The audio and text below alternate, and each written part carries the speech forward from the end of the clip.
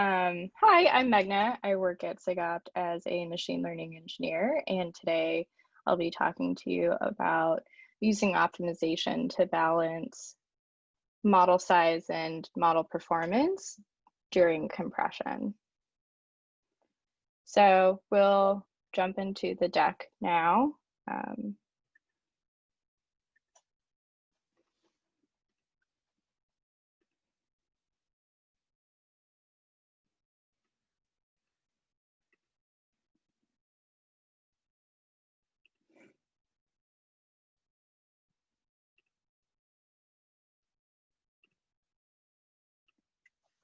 Okay, cool.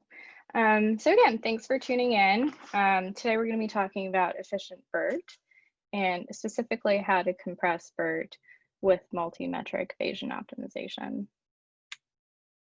So BERT is great and is a super pivotal architecture in NLP.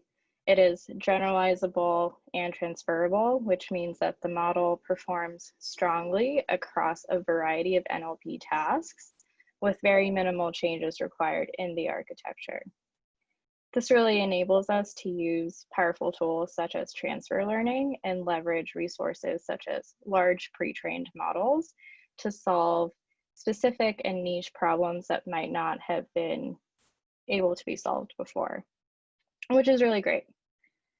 But the main drawback for BERT is that it is very large and difficult to put into production systems and other memory constrained applications.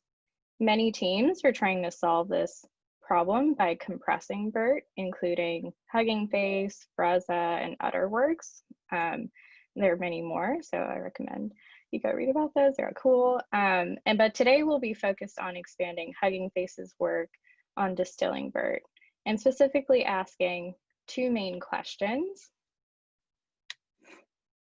Can we understand the trade-offs between model size and performance when compressing BERT?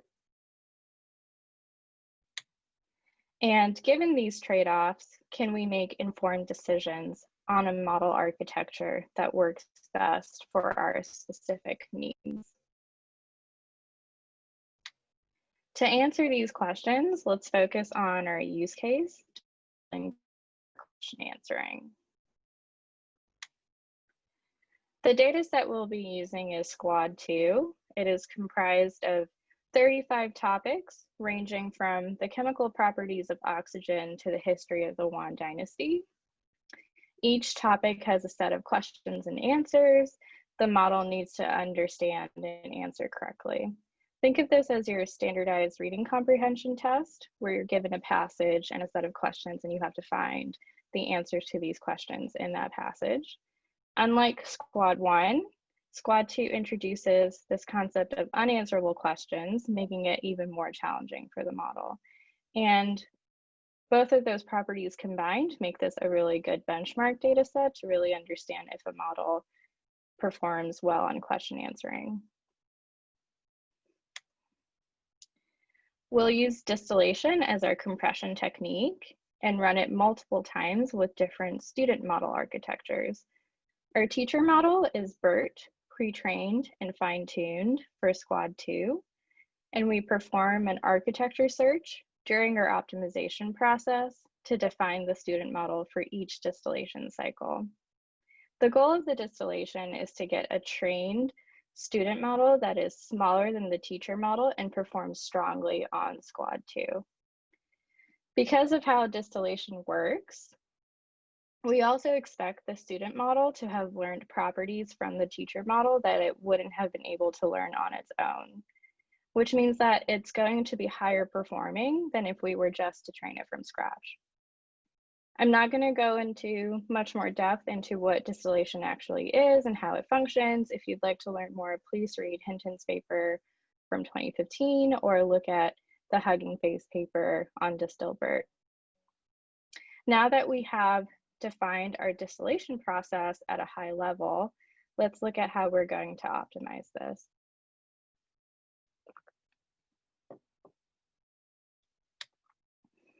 We're going to use multimetric Bayesian optimization to optimize the distillation process and perform our architecture search simultaneously.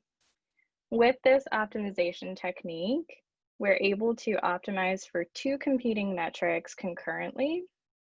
And at the end of the optimization process, it'll populate a Pareto frontier, where each point on the Pareto frontier is an optimal trade-off point where you cannot improve in one competing metric without sacrificing the other. More concretely, what that means for us is that we're able to concurrently optimize for model performance versus model size. And where we want to increase model performance and decrease the model size of the student model. On this graph, we also see the baseline values for each metric that we're going to try to beat as a part of the optimization process. We'll be tuning learning, architecture, and distillation parameters, and at the end of this optimization experiment, our Pareto frontier will be optimal sets of model architecture and hyperparameter configurations where we cannot improve in size without sacrificing performance, and vice versa.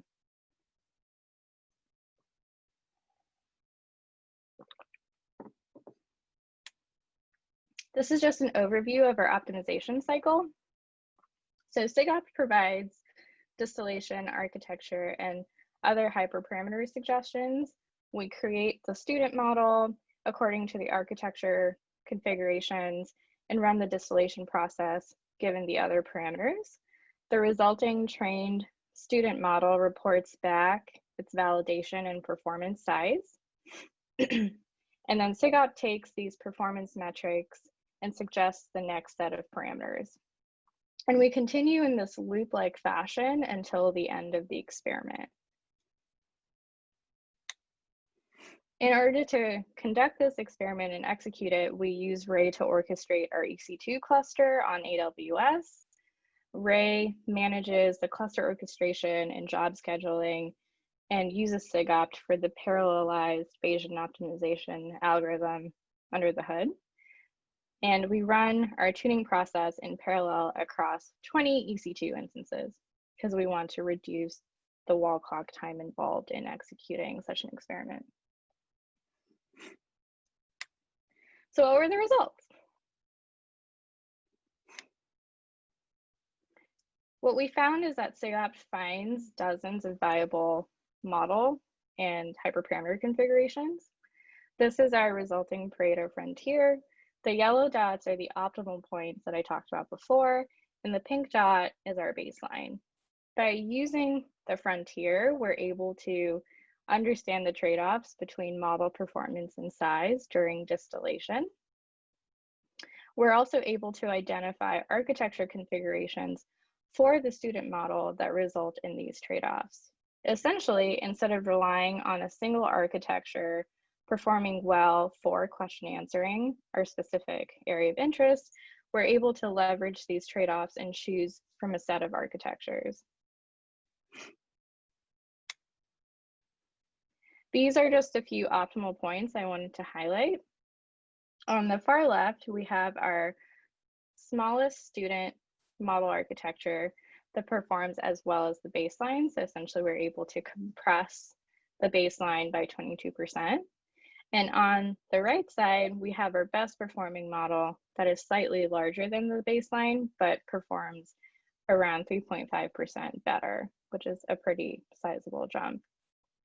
What we see here is that by leveraging multimetric Bayesian optimization to conduct an architecture and hyperparameter search during a compression process, we're able to identify sets of viable models for a specific problem.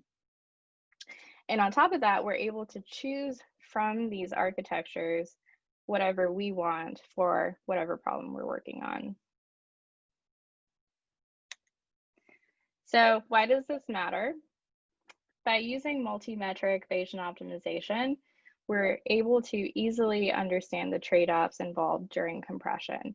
We focus on size versus performance, but you could do this for almost anything you want to look into during your compression process. And by understanding these trade-offs, we're able to choose a model architecture that best suits our needs.